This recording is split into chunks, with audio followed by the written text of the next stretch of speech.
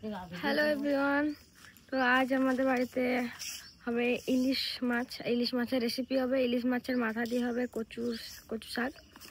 তো আমরা চলে এসেছি কচু শাক তুলতে। আগের দিন গিয়েছিলাম ওইদিকে।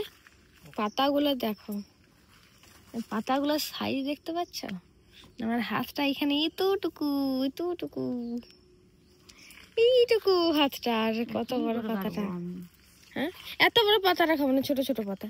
পাতাটা কে খেতে বলছে? ও ডাটাগুলো হবে। এখানটা জঙ্গল হয়ে গেছে, পুরো জঙ্গল এরিয়া হয়ে গেছে গাছ গাছালিতে। ওই ডাটাগুলো ভালো ছিল তো, নিলে মোটা। ওইটুকু তো হবে, কাটা হয়ে যাক।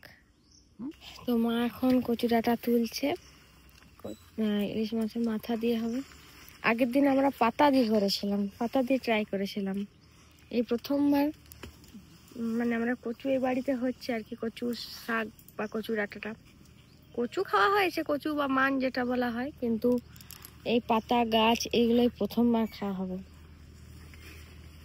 আর এই সিজনে ইলিশ মাছও এই প্রথমবার এই সিজনে, তো তাই একটু ভ্যারাইটি রেসিপি করা হচ্ছে।